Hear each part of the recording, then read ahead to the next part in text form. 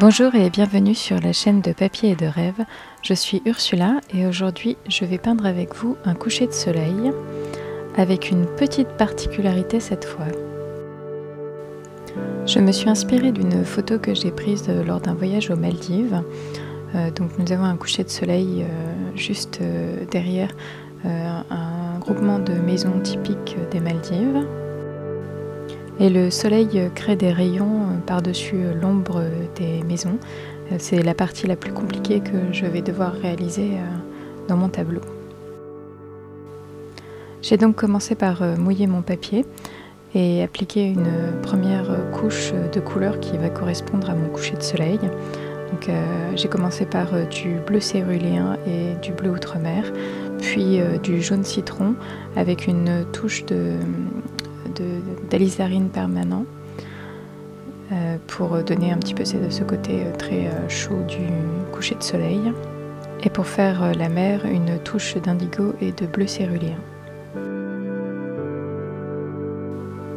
Une fois cette première couche sèche, j'ai tout de suite commencé à peindre les nuages. C'est des nuages qui sont plutôt légers, un gris moyen avec beaucoup de reflets du soleil sur les bords des nuages. Je ne suis pas totalement satisfaite de la façon dont le soleil se reflète et je ne sais pas du tout comment créer cette impression-là. Je vais devoir encore travailler sur ce point. Et je remarque aussi que les couleurs de ma première couche se sont très largement atténuées lors du séchage. Il faut bien penser à densifier ces couleurs sur cette première étape car le séchage atténue toujours les couleurs. Ici j'ajoute quelques touches de jaune citron et d'or de quinacridone pour essayer de donner un peu plus de chaleur et justement cette impression de reflet du soleil dans les nuages, mais ça n'est pas assez lumineux à mon goût. La solution serait peut-être de créer ces nuages lors de la première couche, par exemple en absorbant la couleur du ciel avec un mouchoir, un papier, et placer ce jaune sur la couleur blanche et non du ciel déjà créé. Et là ça va paraître un peu étrange, mais je suis en train de peindre un bout de la plage qu'on voit sur mon image, et donc de la mer à côté. Et la couleur de mon sable est assez étrange, mais sachant que mon image a été prise totalement à contre-jour, la plage paraît bleu-violette plutôt que couleur sable comme on pourrait s'y attendre. Sur ma photo d'inspiration, on ne peut pas du tout délimiter le ciel et la mer. Il y a comme une sorte d'espèce de brume qui fait que ces deux éléments se fondent entre eux. Et c'est assez étrange de créer cette mer sans délimitation nette avec le ciel, mais c'est ce qui aussi va donner cette impression un petit peu magique de mon image à la fin.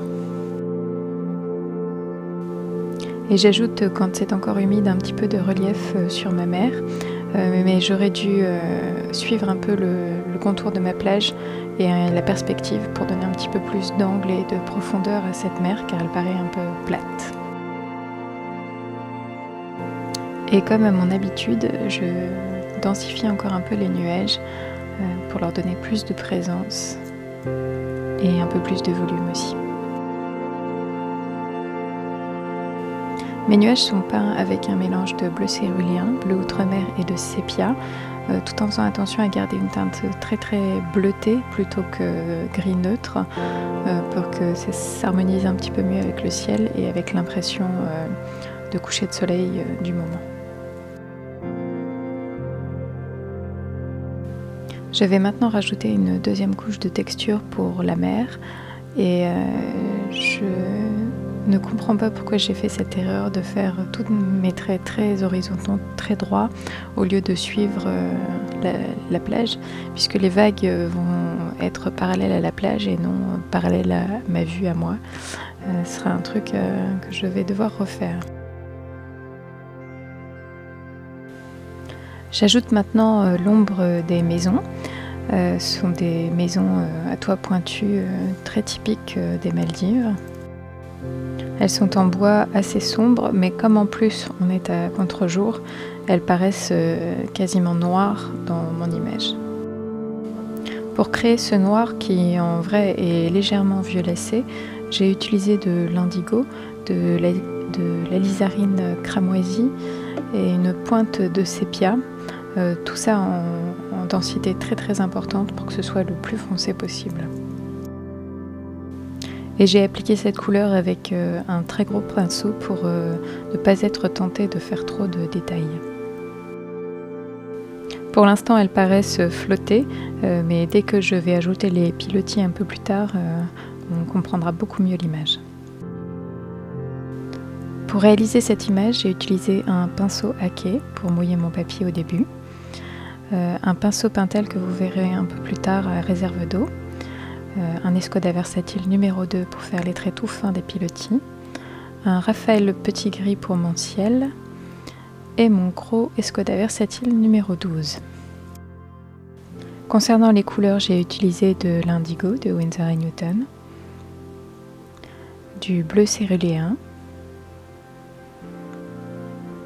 du sépia, de l'alizarine cramoisie permanent, du violet carabazole, du jaune chrome de citron, du bleu outremer et de l'or de quinacridone. Et quant au papier, c'est un papier Arches en grain torchon en 300 g par mètre carré. Et j'ajoute maintenant les pilotis de mes maisons. Et en fait, jusqu'au moment où je vais ajouter les ombres des maisons sur l'eau, on va vraiment avoir l'impression que toute cette partie flotte totalement dans l'image. Je n'essaye pas de faire trop de détails dans les pilotis, il y en a énormément. Et je donne plutôt une impression de masse et de profusion plutôt que de les placer exactement à la bonne position. Et ils sont peints avec le même mélange que j'ai utilisé pour les maisons, donc bleu outremer, alizarine cramoisie et un peu de sépia. Et voilà, j'ajoute maintenant les ombres de mes maisons et c'est ce qui va un peu former vraiment l'image et donner un peu son aspect final. Avant ça, ça manquait réellement et on avait vraiment l'impression que ces maisons flottaient. Et en peignant ces ombres, je fais bien attention à préserver la luminosité de ma mer et ce reflet du soleil dans la mer pour garder toute la luminosité du coucher de soleil. Malheureusement, il me manque un petit peu de film lors de la création de ces premiers rayons de soleil, mais vous allez pouvoir voir comment je les ai réalisés tout de même dans cette partie-là. Je me suis contentée d'appliquer de l'eau totalement claire sur ma partie noire. Et ensuite, après avoir attendu quelques secondes, j'ai absorbé cette eau avec un mouchoir et ça a relevé tous les pigments présents sur cet endroit du papier. Alors je suis quand même plutôt contente du résultat, mais j'aurais dû réfléchir un petit peu plus aux couleurs que j'avais utilisées pour créer ce noir, car notamment l'indigo est un pigment qui teinte très fortement le papier et qui est dur à relever comme ça du papier. Donc je n'ai pas pu récupérer le blanc du papier que je voulais. Et pour parer un peu à ce problème, j'ai rajouté une couche de jaune de citron mélangée avec de l'or de quinacridone.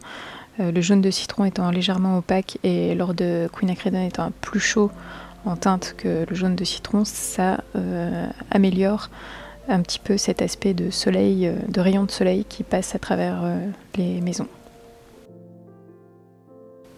Et maintenant, je corrige un peu cette impression que j'avais que mes couleurs de ma première couche s'étaient largement atténuées au séchage en rajoutant un petit peu d'or de quinacridone mélangé avec une pointe d'alizarine cramoisie pour réchauffer un petit peu cette partie-là. Et pour finir, avec mon pinceau à réserve d'eau, j'ajoute quelques vaguelettes et la réserve d'eau me permet de moduler ma teinte, car plus j'utilise le pinceau, plus la couleur va être diluée. Du coup, je peux peindre et estomper un peu en même temps. Cette vidéo est à présent terminée, j'espère qu'elle vous a plu. N'hésitez pas à laisser vos commentaires et abonnez-vous. À bientôt.